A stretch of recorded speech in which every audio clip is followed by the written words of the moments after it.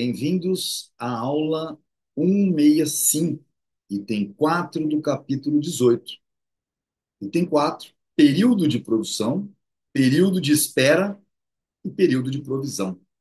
Então, nós vamos agora acompanhar efetivamente Mises explicando as diferenças de cada um dessas definições de períodos, né? Como a gente vem fazendo, não vou ler aqui do, do livro, vou ler do PDF, e assim as pessoas podem nos acompanhar. Se quiséssemos medir a extensão do período de produção gasto na fabricação dos vários bens disponíveis hoje, teríamos de rastrear sua história até a época em que, pela primeira vez, foram utilizados fatores originais de produção. Olha que definição extremamente interessante. Se quiséssemos medir a extensão do período de produção gasto na fabricação dos vários bens que estão aí hoje, a gente teria que voltar na história até a época, pela primeira vez, foram utilizados o quê? Fatores originais de produção. Termino que a gente não conhecia. Teríamos de verificar quando recursos naturais e trabalho foram usados pela primeira vez em processos que, independentemente de contribuírem para a produção de outros bens, também contribuíram para a produção do bem em questão. Olha que coisa importante. Teríamos de verificar quando os recursos naturais e trabalho foram usados pela primeira vez em processos que também contribuíram para a produção do bem em questão.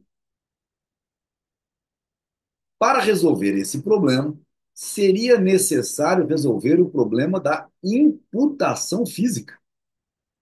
Seria necessário estabelecer em termos quantitativos em que medida ferramentas, matérias-primas e trabalho que direta ou indiretamente foram usados na produção do bem em questão contribuíram para a sua produção.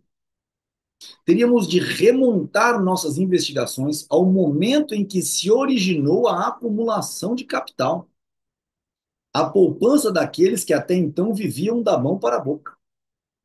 Não são apenas dificuldades de natureza prática que impedem tais pesquisas históricas.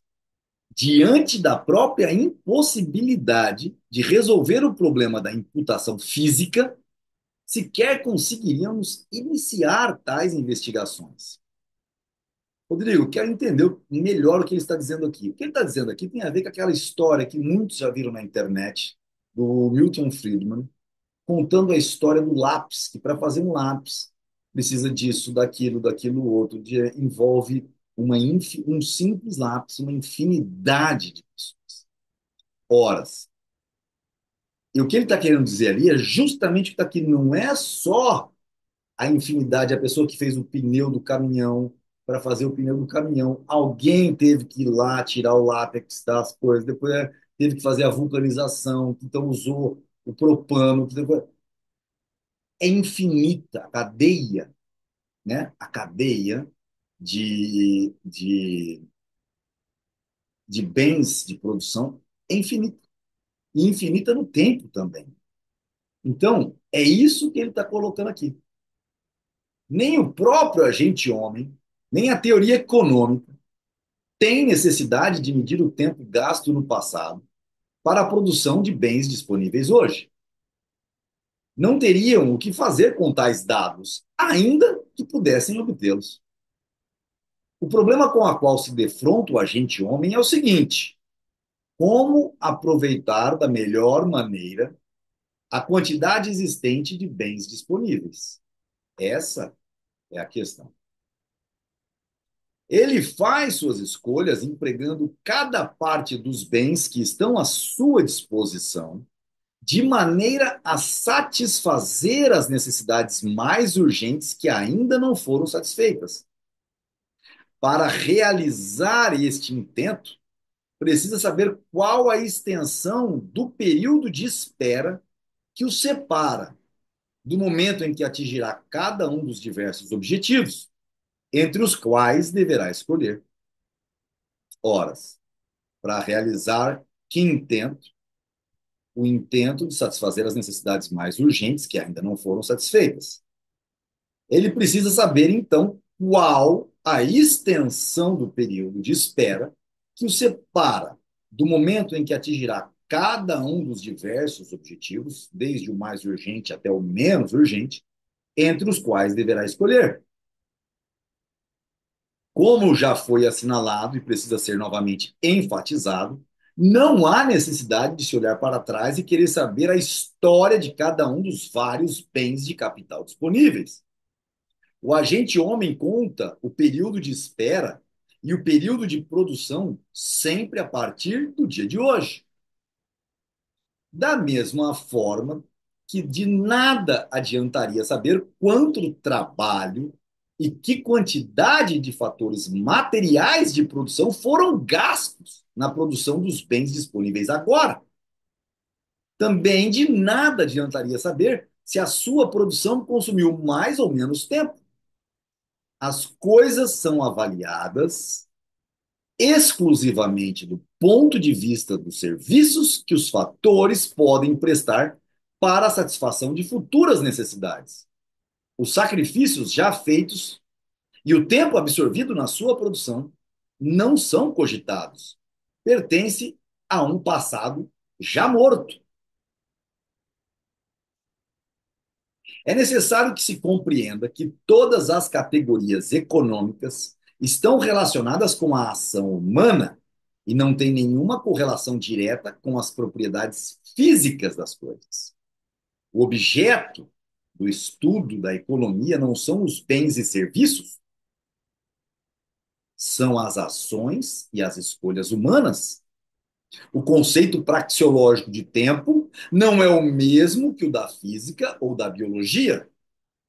Está relacionado com as noções de mais cedo ou mais tarde, na medida em que influenciam os julgamentos de valor dos atores, dos agentes homens. Lá, quem quiser mais informações categorizadas, vai lá no capítulo 5. A distinção entre bens de capital e bens de consumo não é uma distinção rígida, baseada nas propriedades físicas e fisiológicas dos bens em questão. Depende da posição dos atores e das escolhas que eles têm a fazer. Uma provisão de bens prontos para serem consumidos é um bem de capital do ponto de vista de alguém que pretenda utilizá-la para sua própria subsistência e para a dos operários durante um período de espera. Ou seja, o sanduíche pronto na marmita do funcionário, ele é um bem de capital. Se é do ponto de vista para que ele precisa para manter a sua força de trabalho, aquela energia. Então, ele é um bem de capital. Para o cara que come para satisfazer o seu gosto, é um bem de consumo. Então, o que está querendo dizer aqui é o seguinte: o cimento é um bem de capital para o produtor de bloco, correto? O produto final, bloco, é um bem de capital para a construtora que vai fazer uma casa, correto? Um aumento na quantidade disponível de bens de capital é uma condição necessária para que se possam adotar processos cujo período de produção e, portanto, o respectivo período de espera sejam maiores. Um aumento na quantidade disponível de bens de capital é uma condição necessária. Um aumento na quantidade disponível de bens de capital, poupança, é uma condição necessária para que se possam adotar processos cujo período de produção e, portanto, o respectivo período de espera sejam maiores. Já vimos isso uma centena de vezes aí para trás. Se pretendemos atingir metas que estão mais distantes no tempo, Precisamos recorrer a períodos de produção mais longos, porque é impossível atingir o fim pretendido num período de produção mais curto. Relendo, se pretendemos atingir metas que estão mais distantes no tempo, precisamos recorrer a períodos de produção mais longos, porque é impossível atingir o fim pretendido num período de produção mais curto. Se quisermos recorrer a métodos de produção em que a quantidade produzida por unidade de insumo é maior, precisamos estender o período de produção, porque os processos em que a quantidade produzida por unidade de insumo é menor só foram adotados graças ao seu menor período de produção. Mas, por outro lado, mas, por outro lado, isso não quer dizer que toda a utilização dos novos bens de capital acumulados, graças à poupança adicional, implique na adoção de processos cujo período de produção, contado desde o dia de hoje até o dia em que o produto esteja disponível, seja maior do que todos os processos adotados anteriormente. Pode ocorrer que as pessoas, já tendo satisfeito as suas necessidades mais urgentes, queiram agora bens que possam ser produzidos num período comparativamente menor. A razão de estes bens não ter sido produzidos antes não decorre do fato de precisarem de um período de produção mais longo, mas do fato de que os correspondentes fatores eram empregados em outras produções consideradas mais urgentes, inclusive na produção das máquinas que têm mais tempo de produção. Ok? Ponto. Se quisermos afirmar que todo aumento na quantidade disponível de bens de capital resulta num aumento do período de produção e do período de espera, teremos de raciocinar da seguinte forma: dois pontos. Presta atenção. Se A representa os bens já anteriormente produzidos e B, os bens produzidos pelos novos processos, nos novos processos introduzidos, graças ao aludido aumento dos bens de capital, é evidente que as pessoas teriam de esperar mais tempo para dispor de A e B do que teriam de esperar para dispor apenas de A. Óbvio.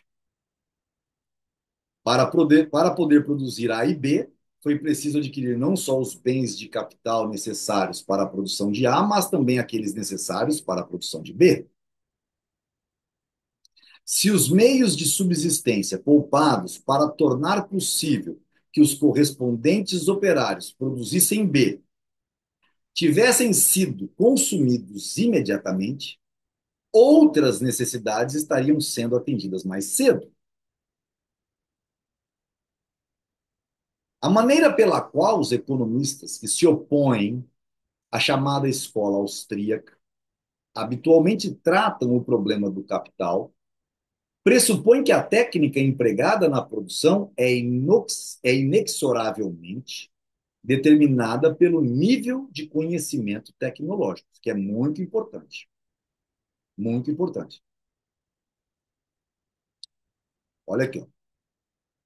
Ele está dizendo aqui, ó. Se quisermos afirmar que todo aumento na quantidade disponível de bens de capital, que todo aumento na quantidade disponível de bens de capital resulta num aumento do período de produção e do período de espera, teremos de raciocinar da seguinte forma. De que forma? Se A representa os bens já anteriormente produzidos e B, os bens produzidos pelos novos processos introduzidos graças ao aludido aumento de bens de capital, é evidente que as pessoas teriam de esperar mais tempo para dispor de A e B do que teriam de esperar para dispor apenas de A.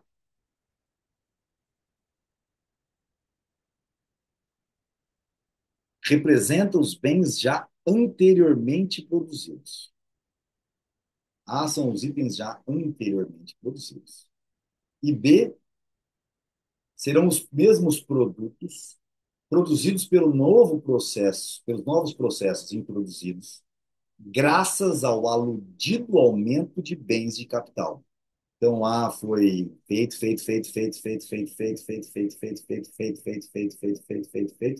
gerou bens de capital que permitiram introduzir novas máquinas, novas coisas, que daí para frente não se produz mais A, produz B. É o mesmo produto, só que agora de forma diferente. Os bens produzidos pelos novos processos, ok? É evidente que as pessoas teriam de esperar mais tempo para dispor de A e B do que teriam de esperar para dispor apenas de A. Óbvio. Enquanto foi feito só A, foi menos tempo do que todo esse A que gerou bens de capital que permitiu fazer B. A e B é mais tempo do que somente A. É isso que ele está dizendo. Olha como você teria que pensar para poder falar isso. Para poder produzir A e B, foi preciso adquirir não só os bens de capital necessários à produção de A, mas também aqueles necessários à produção de B. Se os meios de subsistência poupados para tornar possível que os correspondentes operários produzissem B, se os meios de subsistência poupados para tornar possível que os correspondentes operários produzissem B, tivessem sido consumidos imediatamente, outras necessidades estariam sendo atendidas mais. Então, se ao invés de guardar os bens de capitais produzidos por A para se produzir B, fossem gastos com outras coisas, o que Mises está dizendo é que outras necessidades estariam sendo atendidas mais cedo. Sei lá, nova abertura de novos processos, de outras coisas, investimentos em outros lugares. Ponto. A maneira pela qual os economistas que se opõem à chamada escola austríaca habitualmente tratam o problema do capital pressupõe que a técnica empregada na produção é inexoravelmente determinada pelo nível de conhecimento tecnológico. Os economistas austríacos, por outro lado, mostram que o estoque disponível de bens de capital em cada momento que determina a escolha dos vários métodos de produção conhecidos. A procedência do ponto de vista austríaco pode ser facilmente demonstrada analisando-se o problema da escassez relativa de capital. Então vamos lá. A maneira pela qual os economistas que se opõem a nós da escola austríaca tratam normalmente o problema do capital, eles pressupõem que a técnica empregada na produção é somente, inexoravelmente, somente, tão somente determinada pelo nível de conhecimento tecnológico.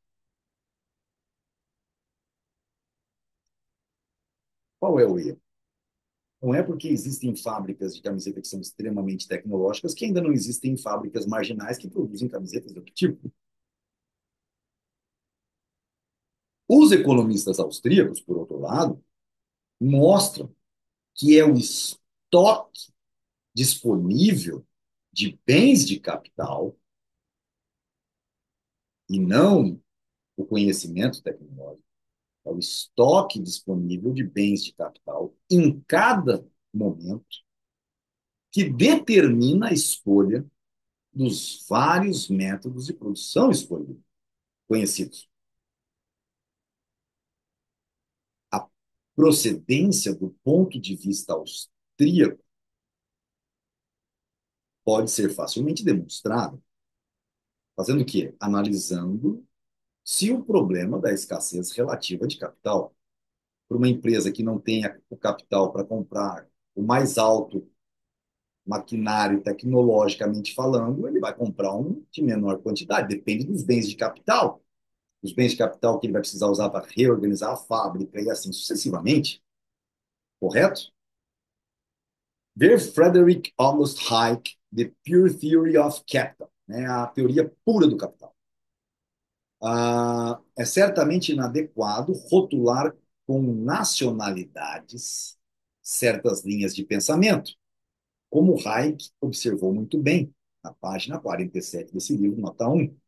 Os economistas clássicos ingleses, desde David Ricardo e particularmente John Stuart Mill, este último provavelmente sob a influência de John Ray, eram, em alguns aspectos, mais austríacos do que seus sucessores anglo-saxões.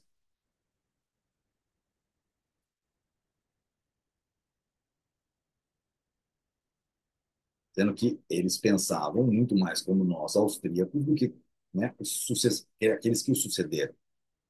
Examinemos a situação de um país com escassez de capital. Tomemos, por exemplo, a situação da Romênia em 1860.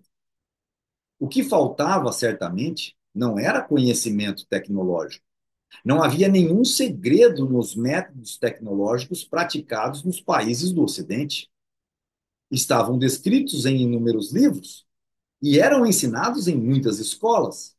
A elite jovem da Romênia havia recebido a mais ampla informação sobre eles, sobre esses conhecimentos tecnológicos, nas universidades da Áustria, Suíça e França. Centenas de especialistas estrangeiros estavam prontos a aplicar seus conhecimentos e habilidades na Romênia. O que faltavam eram os bens de capital necessários para transformar o atrasado aparato romeno de produção, transporte e comunicação segundo os padrões ocidentais. Se a ajuda fornecida aos romenos pelos países mais avançados se tivesse limitado apenas à transmissão de conhecimento tecnológico, seriam necessários muitíssimos anos até que a Romênia alcançasse o nível de vida ocidental. A primeira coisa que teriam de fazer seria poupar para poder dispor dos trabalhadores e dos fatores materiais de produção a serem empregados nos processos produtivos de maior duração. Só assim lhes teria sido possível produzir sucessivamente as ferramentas indispensáveis para a construção das indústrias que, na fase seguinte, produziriam o equipamento necessário para a construção e operação das fábricas, fazendas, minas, estradas, linhas telegráficas e edificações verdadeiramente modernas. Muitas décadas se passariam até que conseguissem recuperar o tempo perdido. O único meio de acelerar este processo seria restringir o consumo corrente até o limite fisiologicamente tolerável durante todo o período intermediário. Daqui provém duas coisas importantes que nós vamos ver só lá para frente, bem lá para frente. A fuga de capital intelectual. Imagina engenheiros formando no Brasil, falta de poupança no Brasil para investimentos modernos que possam produzir de tal modo que se ganhe escala e resultados que possam remunerar bem essa inteligência. E, portanto, essa inteligência vai embora para lugares onde as oportunidades existam para ele. Este é um ponto. E o outro ponto que nós vamos ver é o papel dos colonizadores, Inglaterra, França, uma série de países, que ao colonizarem muitos lugares, colocaram seus bens de capital fornecendo o quê? Fornecendo riqueza para esses países, certo? Entretanto, as coisas se passaram de maneira diferente. O Ocidente capitalista emprestou aos países menos desenvolvidos os bens de capital necessários para transformar em curto período de tempo grande parte dos seus métodos de produção. Poupou-lhes o tempo e tornou-lhes possível multiplicar rapidamente a produtividade de sua mão de obra. O efeito para os romenos foi permitir-lhes usufruir imediatamente as vantagens decorrentes dos processos, dos procedimentos tecnológicos modernos. Para eles, foi como se tivessem começado muito antes a poupar e acumular bens de capital. Escassez de capital significa estar mais distante de atingir o objetivo desejado por não ter começado a persegui-lo antes.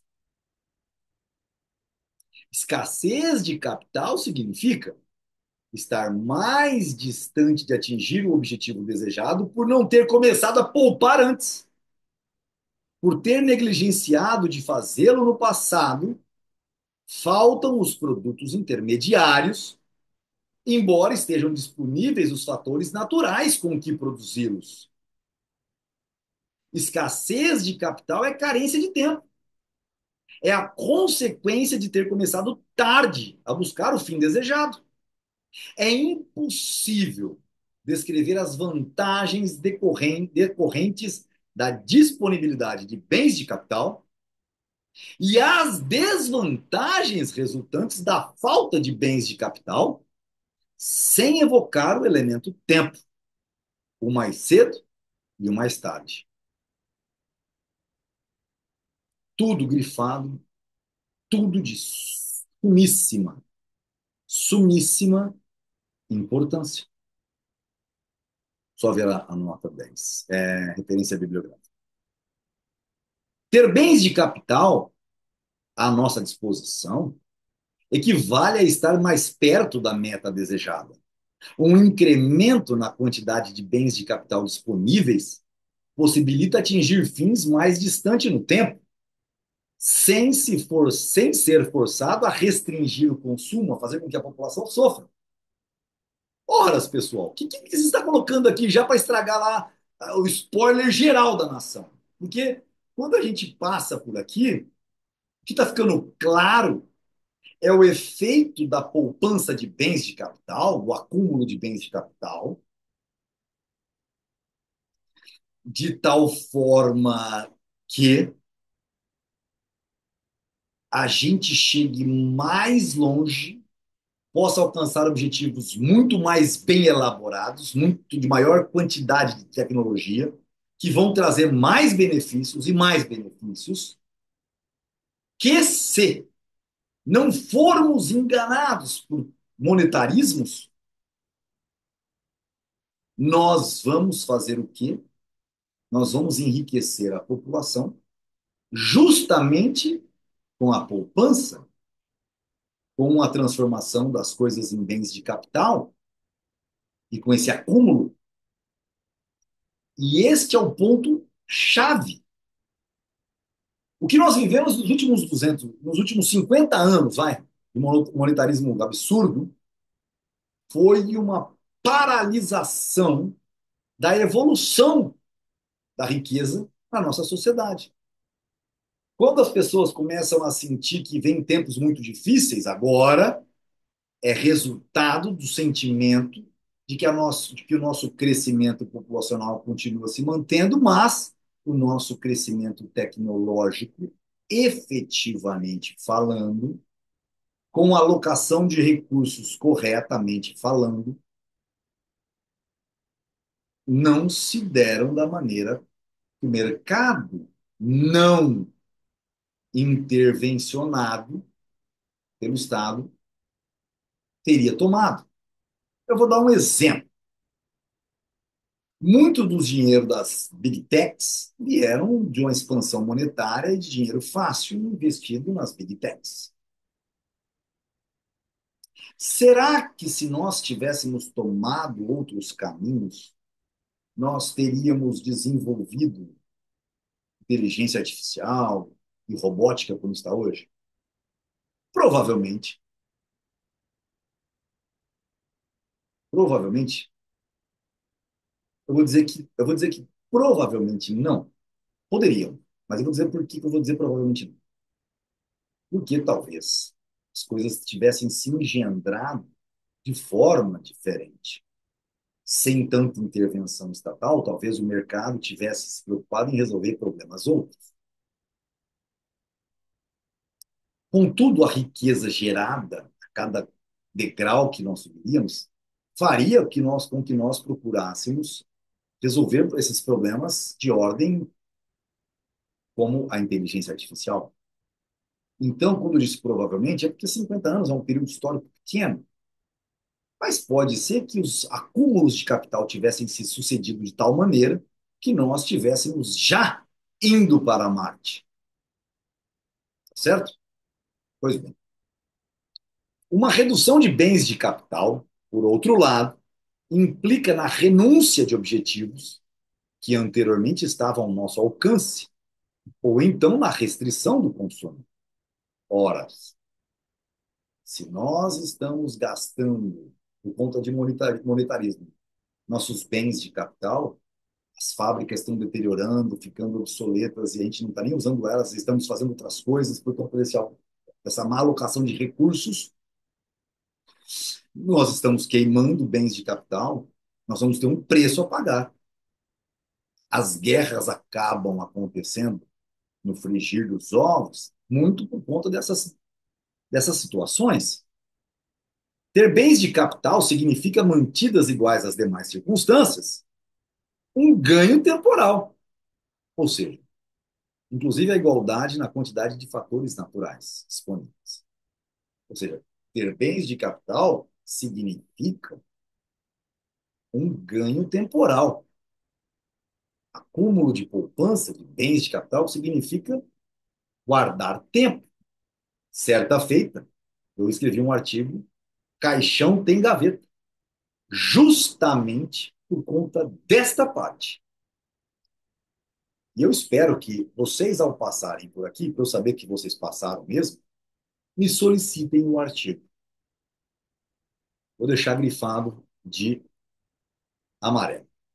O capitalista, dado um determinado estágio tecnológico em comparação com quem não dispõe de bens de capital, está em condições de atingir mais rapidamente uma determinada meta, sem restringir o consumo e sem aumentar o aporte de trabalho e de fatores naturais de produção. O capitalista, dado um determinado estágio tecnológico, em comparação com quem não dispõe de bens de capital, está em condições de atingir mais rapidamente uma determinada meta, sem restringir o consumo e sem aumentar o aporte de trabalho e de fatores naturais de produção.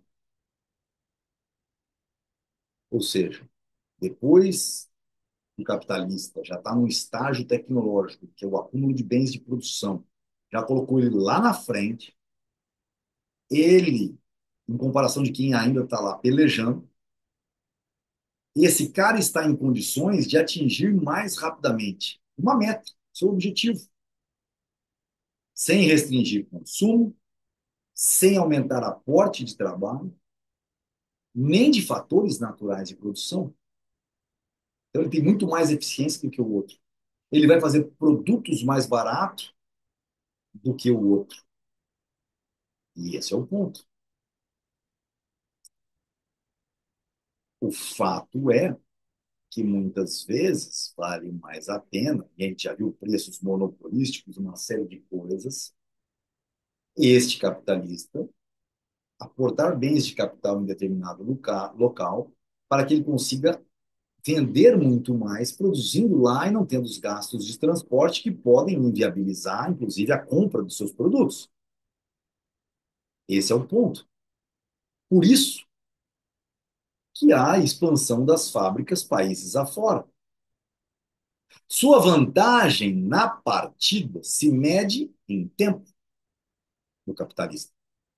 Um rival dotado de menor quantidade de bens de capital só pode reduzir a diferença se restringir o seu consumo. Ou seja, se fizer poupança, pança, pança.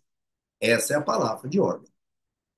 A vantagem que os povos do Ocidente conseguiram sobre os outros povos consiste no fato de terem, há mais tempo, criado as condições políticas e institucionais necessárias a um progresso praticamente ininterrupto do processo de acumulação de capital e de investimento.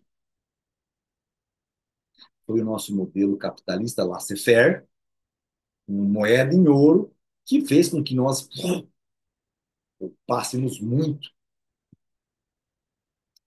Por isso, no meio do século XIX, 1850, já tinham atingido um nível de bem-estar muito superior ao das nações e raças que não tinham ainda conseguido substituir o militarismo predatório pelas ideias do capitalismo multiplicador.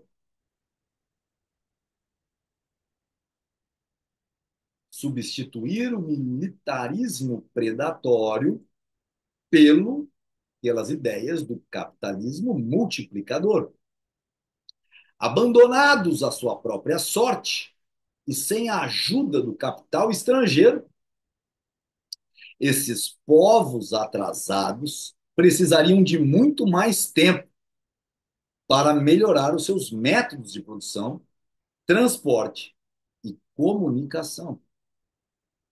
É impossível compreender o curso dos acontecimentos mundiais e o desenvolvimento das relações entre o Ocidente e o Oriente nos últimos séculos sem considerar a importância dessas grandes transferências de capital. Inglaterra colonizando a Austrália, colonizando a Índia, né, Hong Kong e tudo mais. O Ocidente supriu o Oriente, não somente com o conhecimento tecnológico e terapêutico, mas também com os bens de capital necessários a uma imediata aplicação desse conhecimento. As nações do leste europeu, da Ásia e da África puderam colher mais cedo os frutos da indústria moderna graças ao capital estrangeiro nelas aplicado. De certo modo, foram eximidas da necessidade de restringir o seu consumo para poder acumular uma quantidade suficiente de bens de capital. Na realidade, consistiu nisso a alegada exploração dos países atrasados, tão lamentada pelos nacionalistas e pelos marxistas e imputada ao Ocidente capitalista. Para as nações economicamente atrasadas, né? Na verdade, as nações economicamente atrasadas foram fecundadas pela riqueza das nações mais avançadas. Os benefícios auferidos foram mútuos, o que impelia os capitalistas ocidentais a realizarem investimentos no estrangeiro era a demanda doméstica existente. Os consumidores desses países queriam bens que não eram produzidos internamente, assim como desejavam uma redução no preço dos bens, que apenas a um custo maior podiam ser produzidos internamente.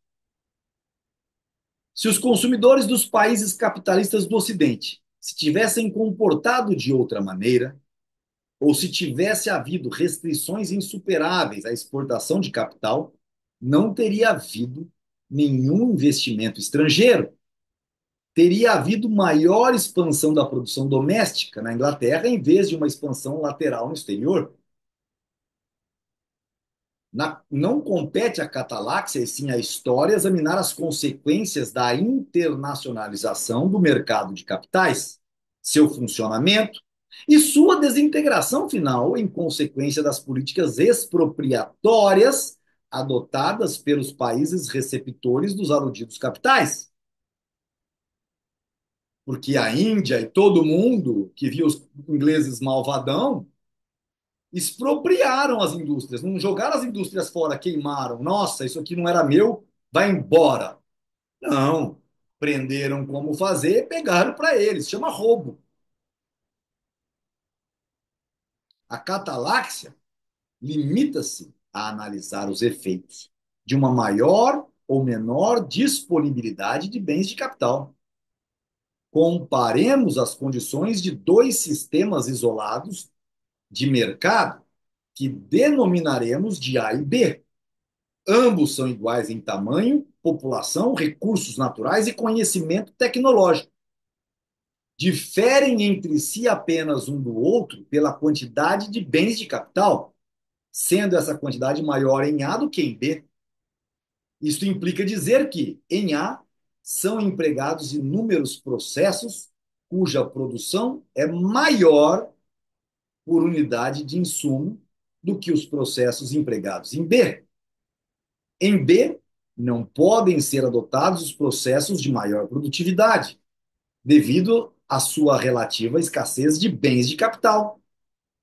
Sua adoção implicaria numa restrição do consumo. Em B, inúmeras tarefas são realizadas à mão, enquanto que em A são realizadas por máquinas que economizam o trabalho humano. Os bens produzidos em A têm maior durabilidade. Em B não podem ser fabricados, embora o aumento da durabilidade pudesse ser obtido com o aumento dos aportes correspondentemente menor. Em a produtividade do trabalho e, consequentemente, os salários e o padrão de vida dos assalariados são maiores que em B.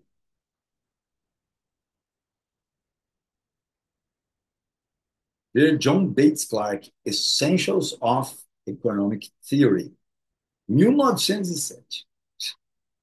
E tem gente discutindo ainda a preocupação sobre maquinários roubar emprego dos empregados, das pessoas, e não trazer o melhor resultado possível para elas. Encerramos, então, a nossa aula de número 145, não é? 145. E vamos para a nossa aula de número 146, que é o subitem desse item 4. Até a nossa próxima aula.